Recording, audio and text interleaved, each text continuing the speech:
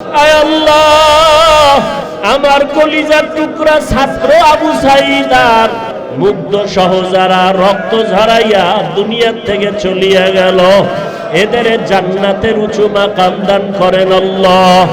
যারা অসুস্থ সুস্থ করে দেন আল্লাহ। আয় আল্লাহ, মেহেরবানি করে সবাইকে শান্তির জীবন দান করেন। মিথ্যা মামলা থেকে সবাইকে মুক্তি দান করেন। আয় আল্লাহ, মিথ্যা মামলা থেকে হেফাজত করেন। আয় আল্লাহ, চলার পথে হেফাজত করেন। আয় আল্লাহ, আমাদের আধ্যাত্মিক রাহবার নায়েবে আমির দামাত বারাকাতুহুম আমাদের মাঝে আসবেন, রুহানি কথা বলবেন। শেষ দোয়া করি আমাদের বিদায় হওয়ার তৌফিক দান করেন। আয় আল্লাহ, হকের পক্ষে কথা বলার, আমল করার, সুন্নাত অনুযায়ী তৌফিক দান করেন। সুন্নাতওয়ালা জিন্দেগি দান করেন। আয় আল্লাহ, দেশের অস্থিতিশীল পরিবেশকে আপনি শান্তিতে রূপান্তরিত করে দেন। আয় আল্লাহ, প্রত্যেক মা বোন ভাই ঘরওয়ালাদের শান্তিতে বসবাস করার তৌফিক দান করেন। জুলুম থেকে আমাদের হেফাজত করেন। দেখো মুহূর্তের ভিতরে কি মাওলা দেখাইয়া দিলেন। এত বডিগার্ড, এত সিকিউরিটি গার্ড আমার মাওলায় যখন ধরে আর কেউ তাকে রক্ষা করতে পারে না। ও গুনাহগারেরা, গুনাহ নিয়ে কবরে গেলে কেউ তোমার ডানে বামে যাবে না। সবাই বিদায় দিয়ে বলবে একা কবরে পড়িয়া থাক। হাসরের ময়দানে একা যখন দাঁড়াবো, আমার মা আমার বাবা আপনজন কেউ আমার সামনে আসবে না। গুনার পাল্লা যদি ভারী হয়ে যায়, আমার আল্লাহ বলবে কি ধর, জাহান্নামের শিকল লাগাইয়া ধর। জাহান্নামের আগুনে কলিজাটা ভুনা হয়ে যাবে। কান্না করতে করতে সেদিন চোখ থেকে রক্ত পড়া শুরু হয়ে যাবে। হাসরের ময়দানের কান্না থেকে এখন কান্না বড় ফায়দা। ও আল্লাহ, একজন আরো খালি ফিরাইয়া দিয়েন না। আপনার মারেফতের নূর আমাদের সিনায় দান করেন। কান্নাওয়ালা চক্ষু আমাদের দান করেন। আয় আল্লাহ, আমাদের সবাইকে আপনি মাফ করে দেন। ওই অন্ধকার কবর হবে জাহান্নামের গর্ত। আল্লাহ পাক বলবে কবরের মাটি,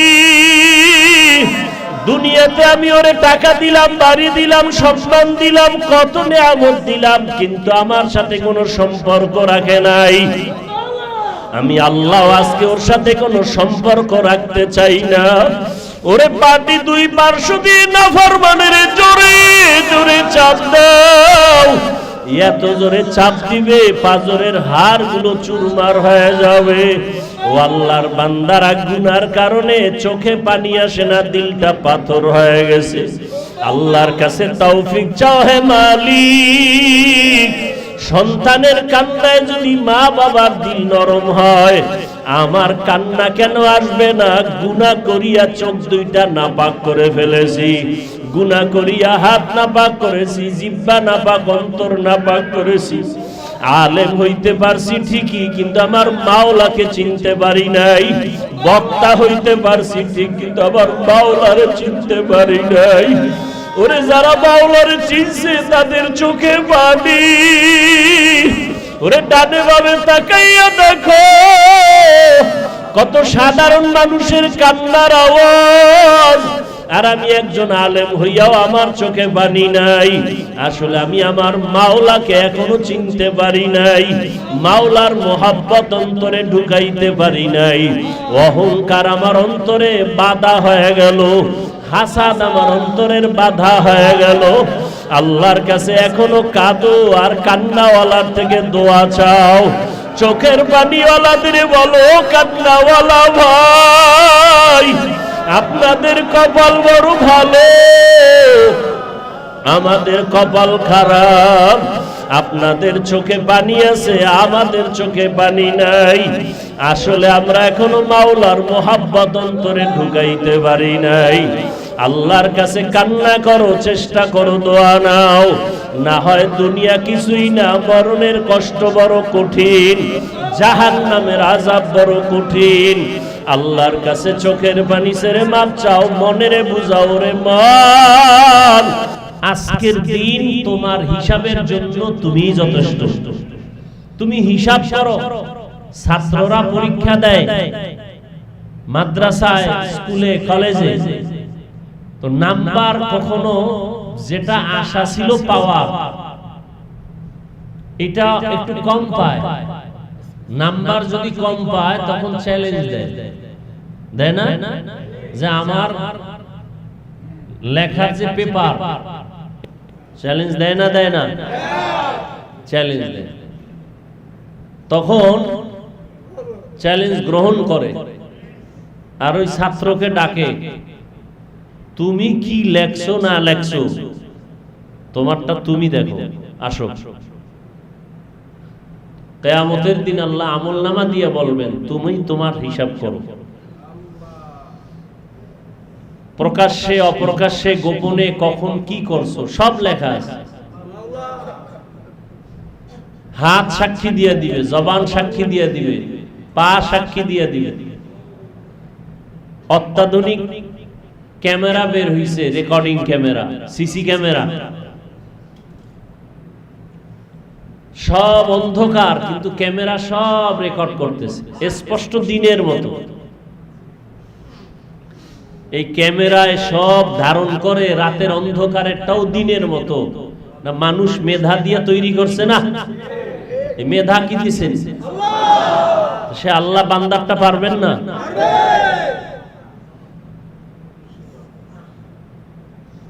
মা ইয়ালফিজু মিন কাউলিন ইল্লা লাদাইহি রাকিবুন আতীদ, সব স্পষ্ট হয়ে যায়। দুনিয়াতে স্পষ্ট হইলে কি উপায়? হ্যাঁ, দুনিয়াতেই শান্তি নাই, শাস্তি দুই একটা। সব অন্যায় ধরা পড়লে কেউ কাউকে ছাড় দেয় না। হাসরের ময়দানে আল্লাহ ছাড় দিবেন না ঠিক, তবে জুলুম করবেন না।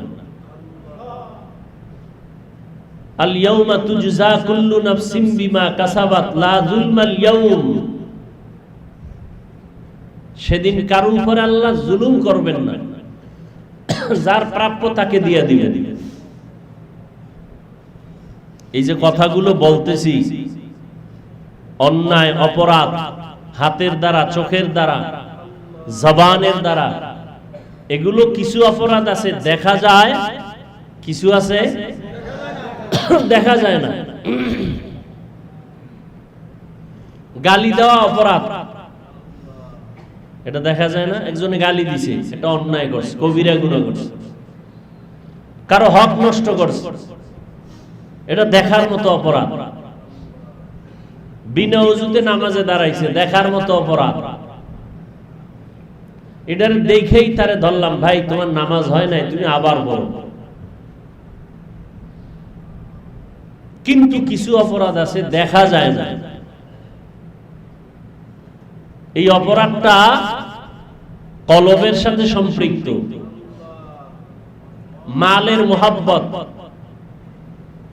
সম্মানের চেয়ারের মোহাব্বত, অহংকার, কারো প্রতি হিংসা, বিদ্বেষ, এগুলো দেখা যায় না।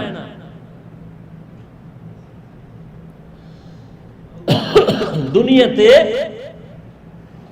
এই অপরাধ থেকে উম্মতকে মুক্ত করার জন্য আল্লাহ চান।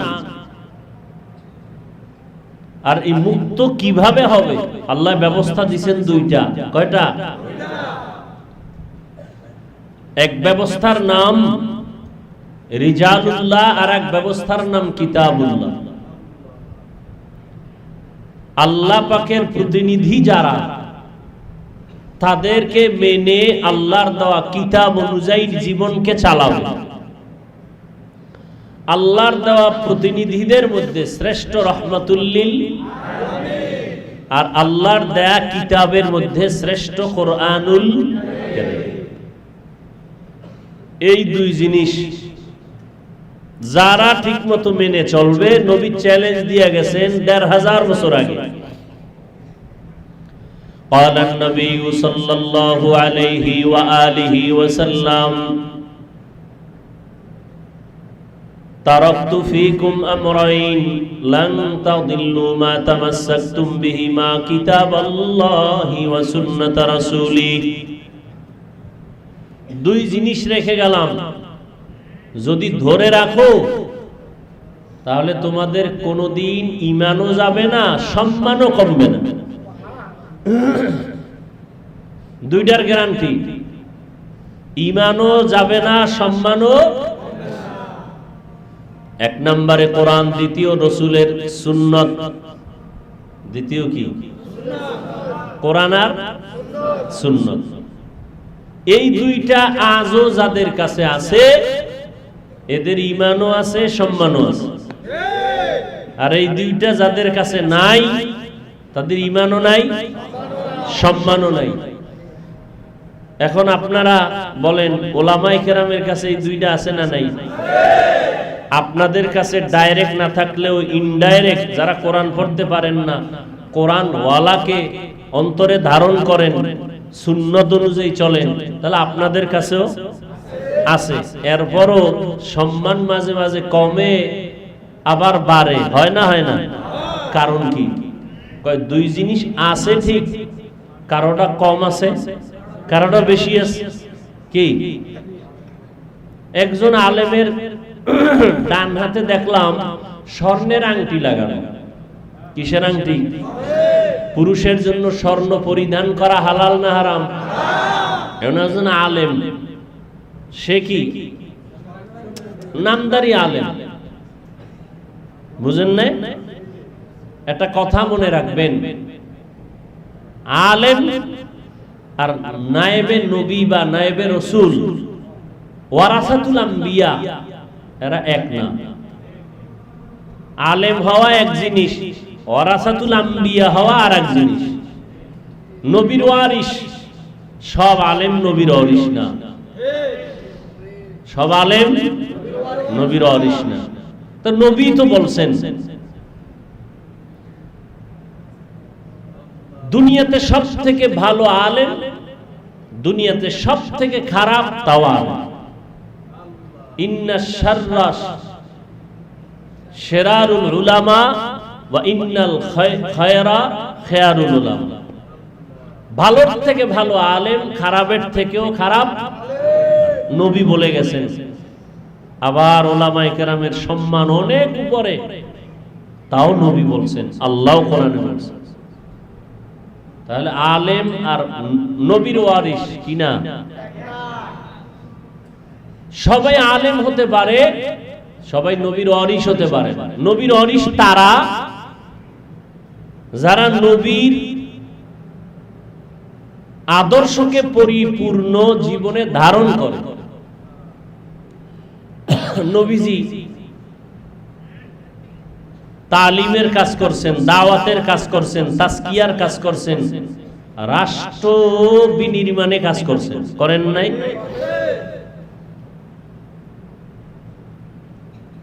রাষ্ট্রকে কেমনে সুন্দর করা যায়। কোন আলেম তাজকিয়ার কাজে আছে, তালিমের কাজে আছে, তারবিয়াতের কাজে আছে, দাওয়াতের কাজে আছে, রাষ্ট্র বিনির্মাণের কাজে কোনো চিন্তাও নাই, সহযোগিতাও নাই, তাহলে সে আলেম ঠিক, ওয়ারাসাতুল আম্বিয়া না। আলহামদুলিল্লাহ, আমরা যাদের অনুসরণ করি এরা সবাই ওয়ারাসাতুল আম্বিয়া, কোনো সন্দেহ।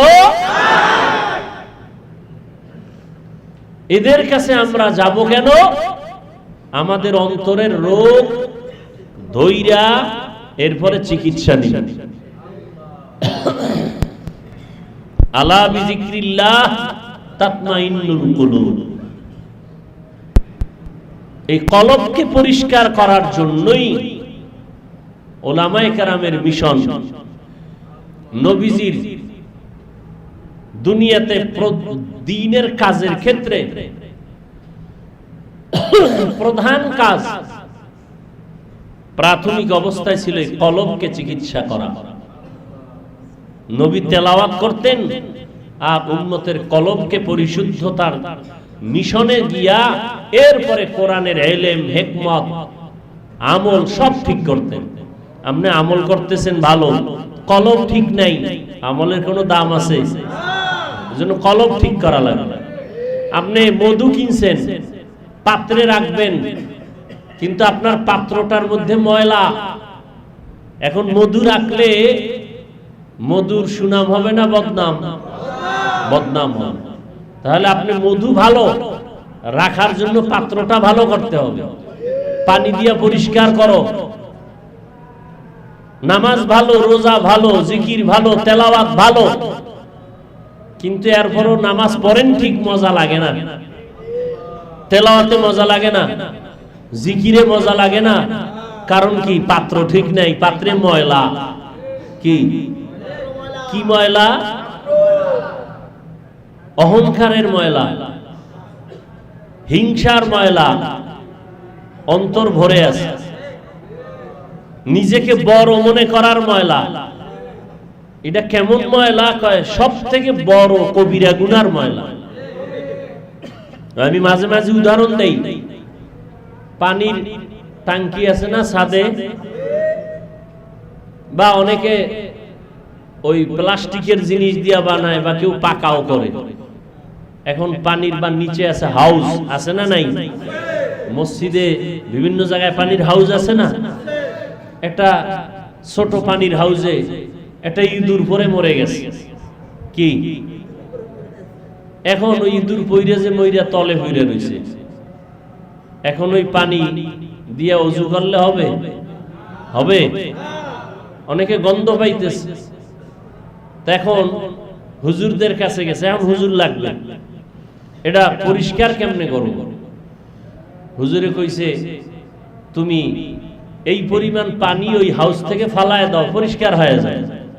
হাউস যদি বড় হয় তো 40 বালতি পানি ফালাও, তাহলে হাউস পাক হয়ে যায়। উনি হুজুরের ফতুয়া নিয়া 40 বালতি পানি ফালায়া দেখে পানির গন্ধ কমে না। চিন্তা করলো তাই হুজুরের থেকে আমি একটু নিজের থেকে করি, আরো 40 বালতি ফালাইল, কত? এরপরও পানির গন্ধ। এবার হুজুরের উপরে ধারণা খারাপ, কি ফতুয়া দিল। তো হুজুরের কাছে আবার আসছে, হুজুর ডবল করছি কাম, পানি ফালাইলাম ডবল, গন্ধ কমে না কেন? তখন হুজুরে কয় ফতুয়ায় তো ঝামেলা নাই, তো গন্ধ না কমার কারণ কি? শেষ পর্যন্ত হুজুর খুঁজা খুঁজা বাইর কইরা কয় সে মরা ইঁদুর কি ফালানো হয়েছে না? তো বলে যতদিন পর্যন্ত তুমি মরা ইঁদুর না ফালাও, জমজমের পানি দিলেও তোমার ওই পানি পাক হবে।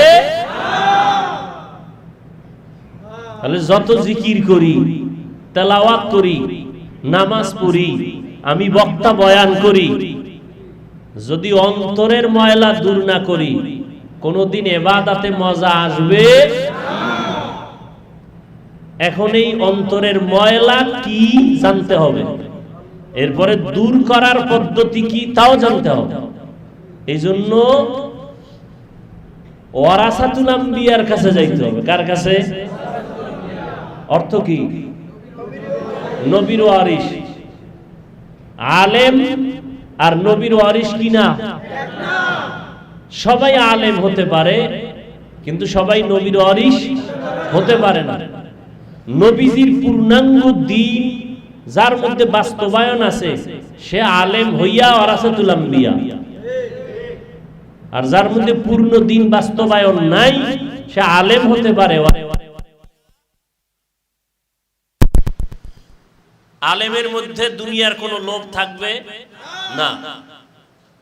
এই অন্তরের রোগের চিকিৎসার জন্য ওয়ারাসাতুল আম্বিয়া, উলামায়ে আহলে হক, যাদেরকে আরেক ভাষায় বলে এরা আহলুল্লাহ, আল্লাহ কয় এরা সাদিকিন, এরা সলিহিন, এরা আউলিয়া। এদের কাছে যাও, যা করবা কি?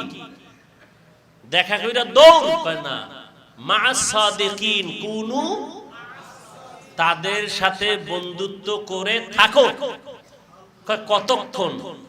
কয় তার রঙে তুমি রঙিন হইবা না যতক্ষণ। আমারে একজনে সেদিন কয় কোন এক কথার প্রেক্ষিতে যে নবীর সব দিন সম্পর্কে উম্মতের বুঝাও,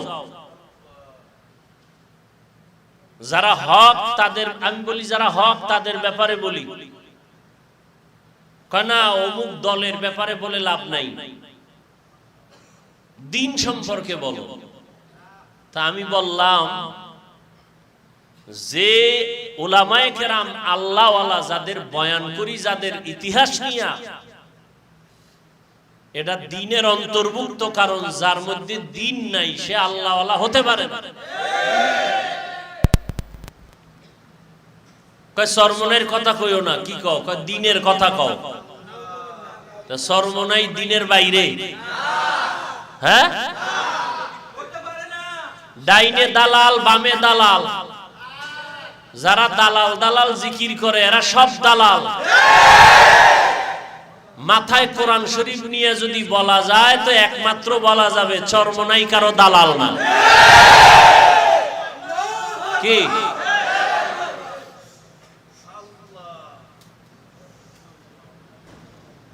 কেউ যদি প্রমাণ দিতে পারে ওই দিন থেকে আমি চরমনের নাম আর মুখে নিব না।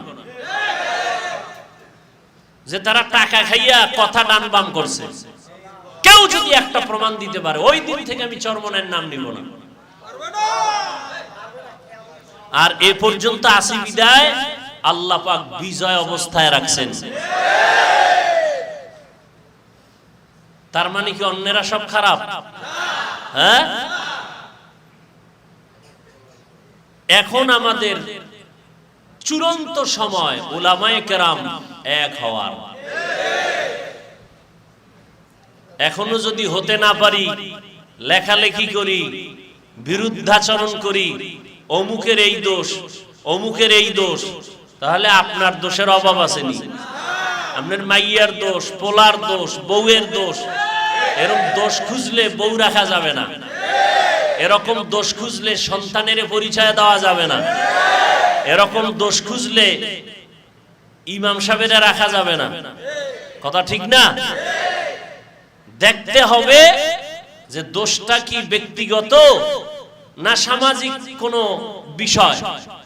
ব্যক্তিগত দোষ আমার আছে, আপনার আছে, এটা থাকবেই। এজন্যই তো আমরা মানুষ, এজন্যই তো মানুষ। এইটাকে ধইরা এখনো যারা আলেমের পিছনে লেখালেখি করে, আল্লাহর কাছে দোয়া করি এদের হেদায়াত দান করুন। মুখে বলে এই আমরা সবাই এক হয়ে যাই, কেউ কারো বিরোধিতা করব না, ভিতরে গিয়া রাতের আধারে বিসমিল্লাহ ছাড়া, কলম ছাড়া লেখার মতো একটা পেপার আছে না নাই? হেনে লেখালেখি চলতেছে। নাম কি? আহা, এত পরিমাণ গুজব, এত পরিমাণ মিথ্যাচার। আলেম হইয়া আলেমের বিরুদ্ধে কিভাবে লেখে এটা আমার বুঝে আসে না। আমরা সব কিছু ভুলে গিয়া নতুন করে আমরা উলামায়ে কেরাম এক হইয়া দিনের পথে যদি আগায় যাই, তাহলে বিজয় আমাদের খুব নিকটে ইনশাআল্লাহ। আল্লাহ সবাইকে তৌফিক দান করেন। এই ফেসবুকের লেখালেখির থেকে নিজেদেরকে কন্ট্রোলে রাখি। তো যে কথা বলতেছিলাম, আমাদের উলামায়ে আহলে হক ওয়ারাসাতুল আম্বিয়াদের কাছে আসার মাকসাদ একটা, আগে বুঝতে হবে কেন আসি। আপনি এখানে আসবেন আর যাইবেন আর খিচুড়ি খায়া দৌড়, হ্যাঁ, কোনো ফায়দা নাই। কেন আসবো এখানে, মাকসাদ কি, এটা বুঝতে হবে। আমাদের কলবের চিকিৎসা বলবেন, এজন্য তো বহু জায়গা আছে। হ্যাঁ, সব জায়গায় যাবেন। রোগ আছে তো যেখানে চিকিৎসক আছে সেখানে যাব, যার ঔষধে ভালো হয়। কি বলেন? যার ঔষধে ভালো হয়। তো এখানে আমি ডাক্তার না, কিন্তু একটা কথা আগেও বলি, আল্লাহর প্রিয় কিছু বান্দা থাকেন, তাদের নজরের মধ্যে কিছু পাওয়ার থাকে। নজরে কি থাকে? কে দান করেন?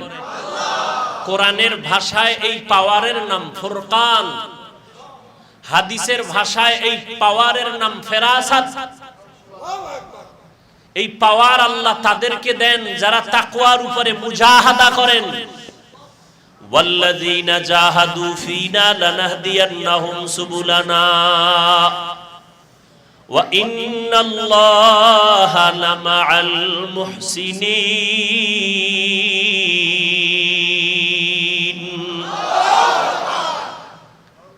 আল্লাহ কয় যারা মুজাহাদা করে আমাকে পাওয়ার জন্য। কাকে?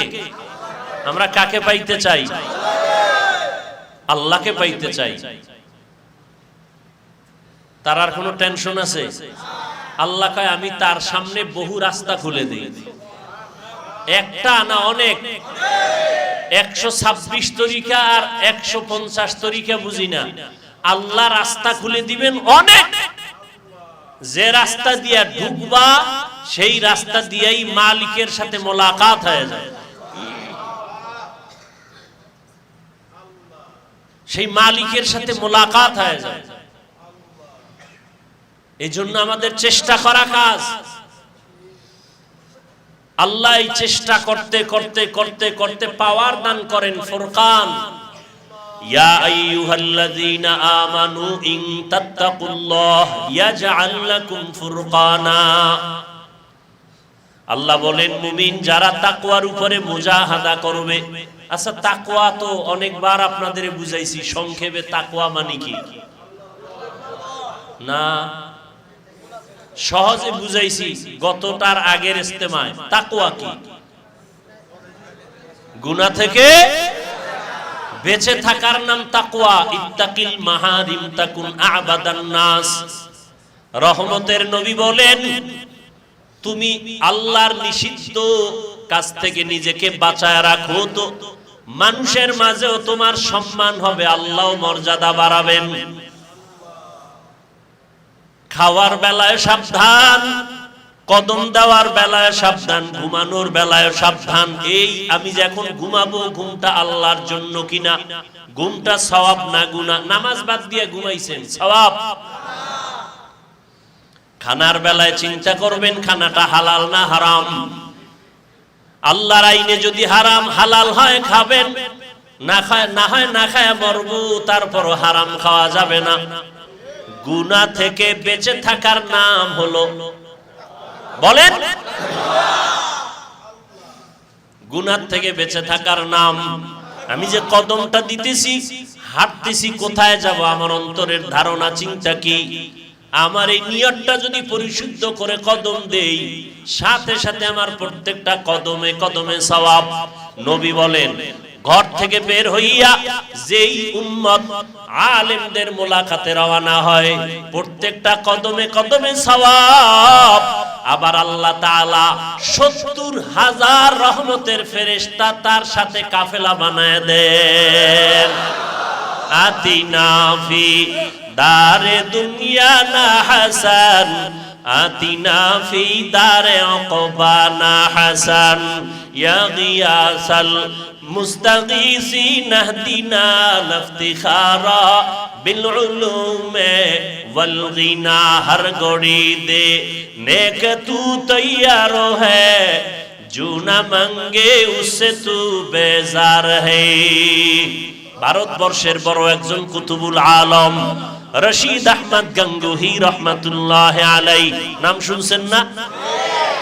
দুনিয়ার বিশেষ করে আমাদের ভারত, বাংলাদেশ, পাকিস্তান সহ সব লাইনের আলেমরা রশিদ আহমদ গঙ্গুহিকে ভালো করে চিনে। রশিদ আহমদ গঙ্গুহি রহমাতুল্লাহ আলাইহি এত বড় আলেম, এত বড় ফকিহ, তিনি একজন সাধারণ পড়ুয়া আলেম হাজী ইমদাদুল্লাহ মুহাজির মক্কির কাছে গেলেন। গিয়া হাতে হাত লাগাইছেন। কি লাগাইছেন? হাতে হাত লাগাইছেন, বায়াত নিছেন, তার সবক আদায় করেন। কেউ প্রশ্ন করেছিলেন, আপনি এত বড় আলেম, আপনি হাজী এমদাদুল্লাহর কাছে গেলেন কেন? সে তো বড় আলেম না। কয়, আমি এলেম শিখতে যাই নাই, আমি মাসআলা শিখতে যাই নাই, আমি যে এলেম অর্জন করছি এই এলেমের পাওয়ার বাড়ানোর জন্য গেছি, মারেফতের রং লাগানোর জন্য গেছি। তার কাছে যেই মারেফতে এলাহি আছে, আমার কাছে এলেম আছে, ফিকহ আছে, তাফসীর আছে, বালাগাত আছে, মানতিক আছে, সব আছে, মারেফতের রং নাই। কি নাই? আমি মারেফতের রং লাগাবার জন্য তার কাছে গেছি। মাসআলা দিব আমি, আর আমার রুহানিয়তের পাওয়ার বাড়াবেন তিনি। মারেফতের রং বড় কঠিন জিনিস। শরিয়াতরা মুকদ্দমদার একনু, মারেফত আজ শরিয়াত নিস্তে বেরু।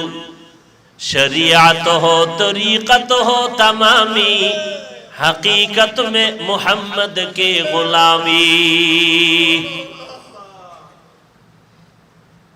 ওখানে যাওয়ার পরে কি হয় জানেননি?